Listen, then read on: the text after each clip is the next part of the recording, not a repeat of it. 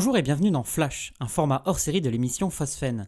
Durant le mois de mai, je me suis rendu à la 75e édition du Festival de Cannes, où j'ai pu voir quelques films marquants, et je trouvais ça dommage de ne pas vous en parler. Je ne serai cette fois-ci pas accompagné de Pierre, mais d'un invité qui a bien voulu participer à l'émission. C'est un ami à moi, très cinéphile, qui s'appelle Corentin. Merci à lui d'être venu intervenir dans cet épisode. Vous verrez à la fin de chaque critique, j'ai mis des extraits du film en question, ou de sa bande-annonce, quand c'était déjà possible d'en trouver sur le net. Je vous laisse donc avec cette chronique sur la 75e édition du Festival de Cannes. Bonne écoute!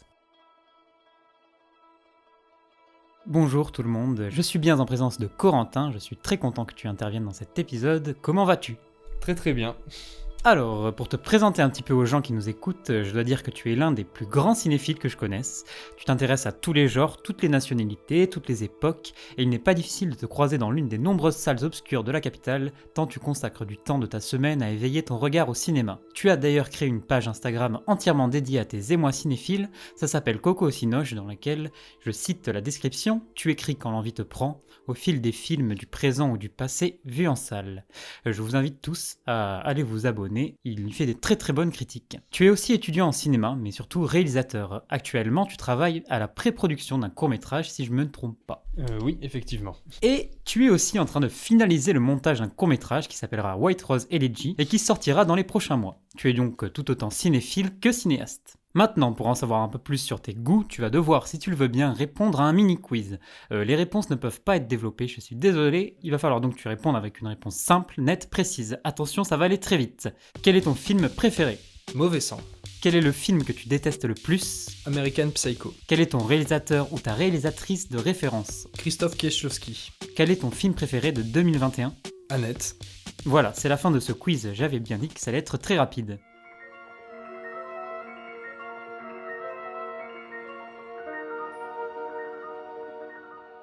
Ok, ça y est, il est temps maintenant de parler de ce qui nous intéresse, c'est-à-dire la 75e édition du Festival de Cannes.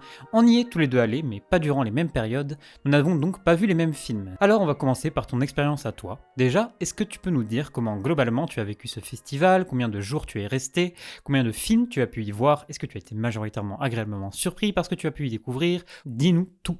Alors, pour ma part, c'était ma 3e expérience du Festival de Cannes. J'étais allé en 2019-2021, et là, c'était du coup, pour cette édition 2022, la 3e fois que j'y allais. J'y suis resté donc 4 jours.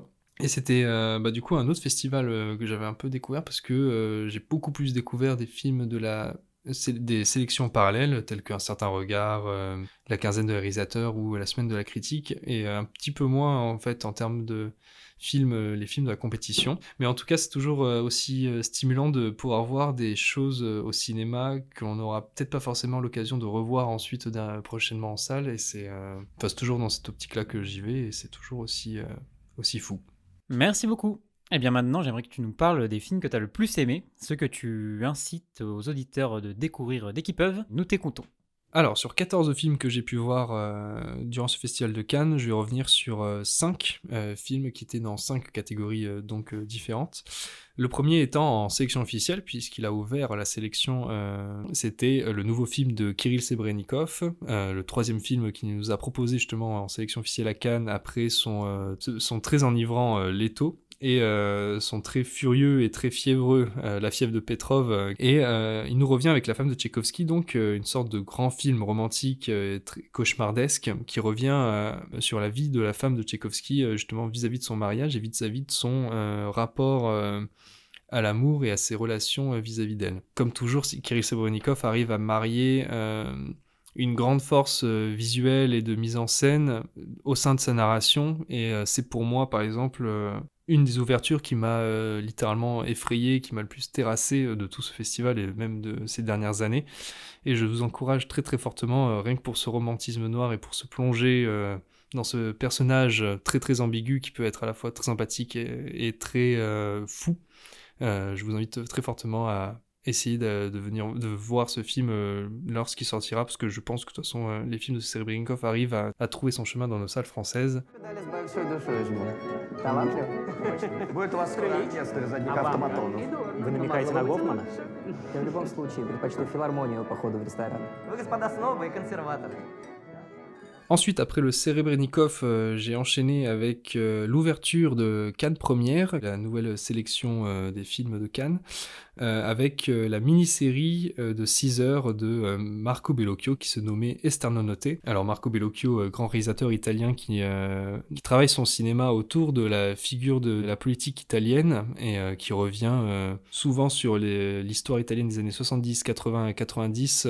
Cette mini-série revient sur un des événements les plus marquants de cette histoire, qui est la figure d'Aldo Moro, la manière dont les Brigades Rouges l'ont pris en otage et comment les négociations avec le gouvernement ont amené à son assassinat dans les années 70. Le film était en 2 parties, en fait, de 3 heures chacune, avec un petit entracte, et les 3 premiers épisodes qui correspondaient aux 3 premières heures sont absolument, pour moi, fou furieuses de mise en scène et de la manière, en fait, chaque épisode se constitue comme un univers autour de personnages reliés au gouvernement italien de cette époque, que ce soit à travers la politique ou à travers la religion ou à travers la vie de famille d'Aldo Moro. Si les 3 premiers épisodes sont assez monstrueux en termes de narration et que justement on arrive à être tenu en haleine pendant ces 3 premiers épisodes, je mettrai quand même quelques doutes vis-à-vis des 4e et 5e qui sont un petit peu vraiment beaucoup plus en dessous, mais je vous demande quand même de vraiment prêter attention à cette mini-série quand elle sortira, puisque le dernier épisode est quand même aussi assez foudroyant et aussi terrassant que le pouvait l'être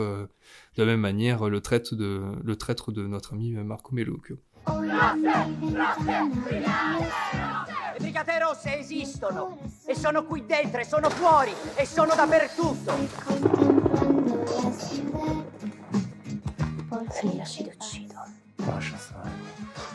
Ensuite, j'ai enchaîné avec un film dans la catégorie Un certain regard qui m'a beaucoup touché, qui était, et qui a aussi été très attendu pour ma part, qui était Le Corsage de Marie Kreutzer, un film qui revient en fait sur une période d'un personnage historique que l'on connaît très très bien au cinéma, puisque c'est le personnage de Sissi impératrice.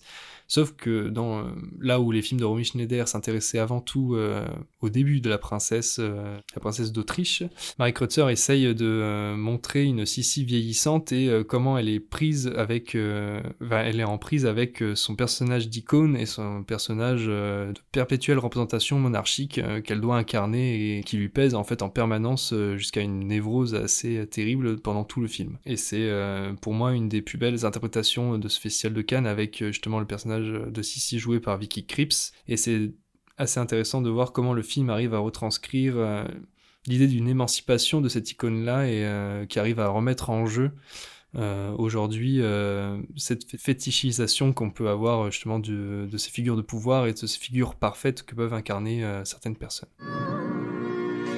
Festa. Festa. Festa. Festa habe ich gesagt. Festa.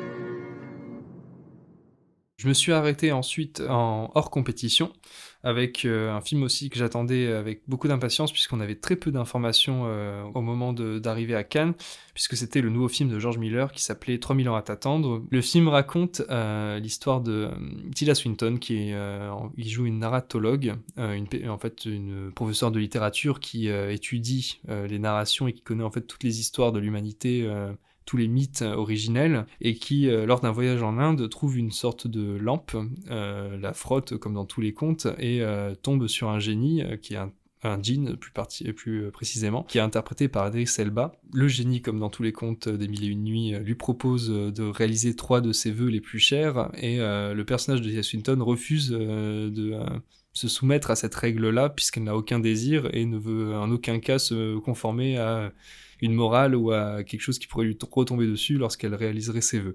En fait, la première chose qui m'est apparue quand je suis sorti du cinéma, c'est que c'est un film qui est tellement stimulant visuellement ou en termes de mise en scène que c'est un film qui donne envie véritablement de faire du cinéma, dans le sens où George Miller, dans sa manière de récupérer des mythes fondateurs et de les dépoussiérer justement, fait que on a en fait ici affaire à un véritable film à la fois très efficace et très beau sur l'idée même de narration et sur l'idée même en fait de se poser la question de comment raconter une histoire. What does one do with 3 wishes?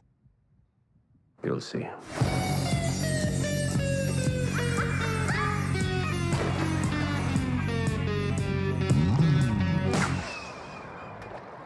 Et enfin, j'ai terminé mon festival de Cannes par un dernier coup de cœur qui, cette fois, se retrouvait à la quinzaine réalisateur, puisqu'il s'agissait du nouveau film d'Alice Winocourt qui s'intitule Revoir Paris.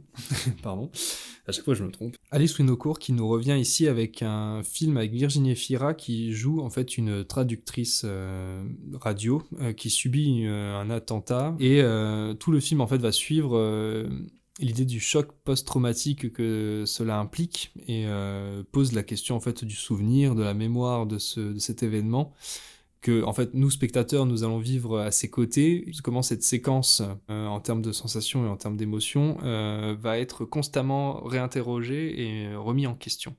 Et c'est pour moi un film très très fort dans le sens où il provoque chez moi, je pense, un aboutissement de ce que essayait de faire Alice Winocourt depuis 3 films déjà, qui était en fait de faire des purs films de climat ou d'atmosphère, dans le sens où chacun de ces films en fait essayait de mettre en empathie son spectateur dans le même mood et dans la même ambiance que son personnage principal, et notamment au travail du son et au travail de la musique qui est simplement pour moi assez fou. Et étant donné que j'aime beaucoup toutes mes aspirations cinéphiliques sont plus ou moins reliées à la musique et plus ou moins reliées au travail justement entre la synergie entre l'image et le son, et c'est pour moi un des plus beaux films que j'ai pu voir justement notamment au niveau de ce travail là. Et toi, du coup, Corian, tu as vécu une autre partie du Festival de Cannes, le milieu, si je me trompe pas. Et donc, quels ont été les films que tu as le plus appréciés ? Je n'ai pu rester que 2 jours et demi, en fait, même pas 2 jours et une soirée dans le festival, donc ce qui est très peu. Mais j'ai pu tout de même voir 8 films, toutes catégories confondues, dont un bon nombre en compétition officielle, donc je suis très content. Tout n'était pas, bien sûr, transcendant, mais j'en ai quand même retenu 3, dont je vais vous parler aujourd'hui. Et je vais commencer d'abord avec mon coup de cœur de ce festival, qui est en compétition officielle, et qui s'appelle Nostalgia de Mario Martone. C'est un film italien qui raconte l'histoire d'un homme, en fait, retournant dans le lieu où il a grandi, à Naples, et plus précisément en quartier de la Sanità, troublé par les crimes de la mafia et de gangs. Ce qui m'a d'abord beaucoup marqué dans ce film, c'était sa construction très particulière et diffuse. On apprend petit à petit quels sont ses enjeux et le passé trouble du protagoniste. Toutes les clés ne sont pas données directement, et ça apporte quelque chose de véritablement mystérieux, je trouve, au film. En plus, moi qui est particulièrement sensible en fait à la manière dont les environnements transparaissent au cinéma, eh bien j'ai été très touché par la façon dont le réal filme ce quartier de la Sanità à Naples. Il y a vraiment une volonté de faire vivre cet endroit à l'écran. Il faut savoir que, par exemple, il n'y a pas eu de figurants dans le film, et les personnes que l'on voit, mis à part les persos principaux ou secondaires, sont des vrais habitants de la Sanità. Et ça se ressent beaucoup. La performance d'acteur de Pier Francesco Favino, que vous avez aussi peut-être vu dans Le Traître de Marco Bellocchio encore, est vraiment superbe. Je trouve qu'il aurait aussi, mais pas démérité, un prix d'interprétation masculine. Donc je recommande chaudement. Il y a peut-être quelques petites répétitions par-ci par-là ou des moments où la mise en scène est un peu moins inspirée, mais franchement j'ai pas envie de chipoter parce que par ce moment j'étais à fond du début à la fin. Donc allez voir Nostalgia de Mario Martone. Tu ti illudi. I cuori si richiudono col tempo. No, i nostri no.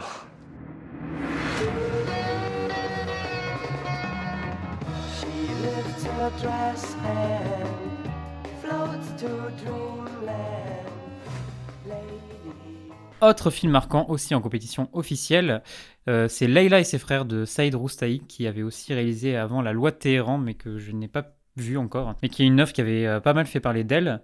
Le réal iranien revient ici avec un film de 2h45 quand même, qui parle en fait d'une fratrie iranienne, enfin d'une famille iranienne, dont la sœur Leila tente de pousser ses frères à s'engager à ouvrir une boutique dans un centre commercial afin de tenter de sortir de leur situation vraiment au bord de l'implosion. Alors déjà, ce qu'il faut dire avec ce film, c'est qu'il dure presque 3 heures, et j'ai pas du tout trouvé ça ennuyant, et en plus c'est quand même c'est de l'ordre d'une prouesse, parce que j'étais vraiment très très mort à ce moment-là. J'avais très peu dormi et j'ai presque pas dormi du coup. Et déjà c'est très très fort, parce qu'en fait c'est un film bien sûr extrêmement politique, mais tout en étant aussi un véritable film de bande. Ce qui veut dire qu'en fait les répliques fusent à toute berzingue, et que les scènes sont construites sur des échanges entre les persos ou en couleurs, qui s'envoient des pics, qui se soutiennent, se retrouvent dans des situations pas possibles.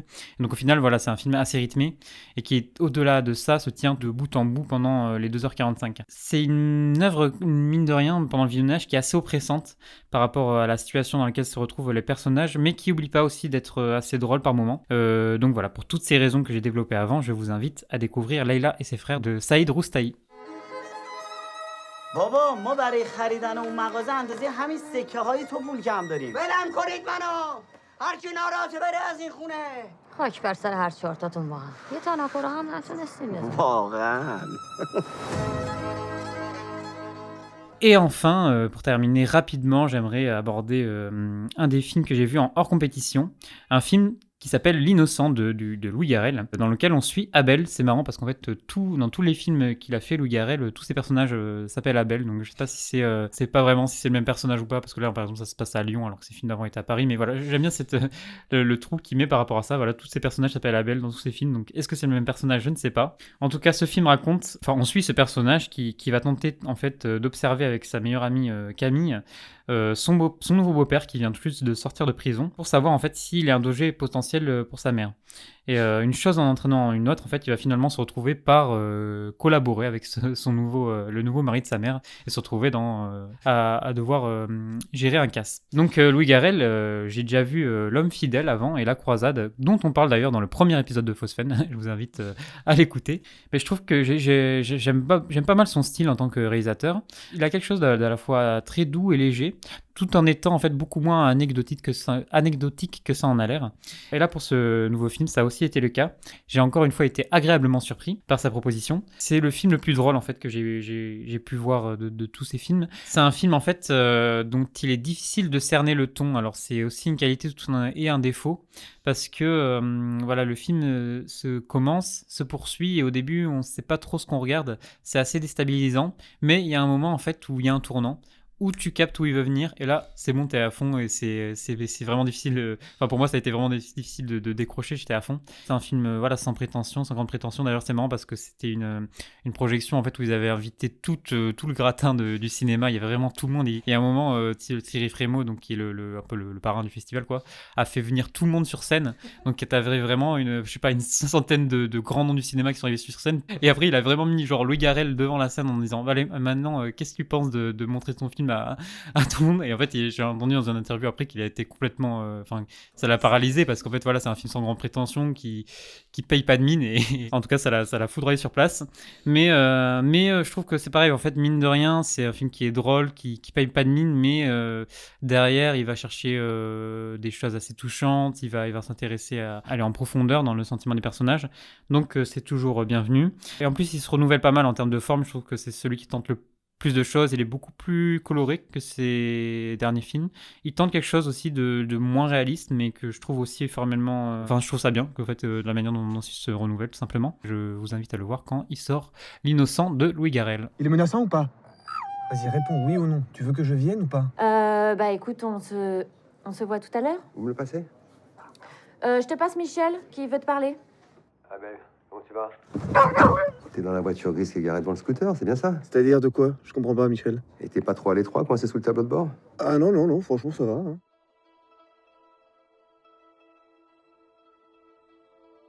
C'est donc la fin de cet épisode hors série, j'espère que ça vous a plu.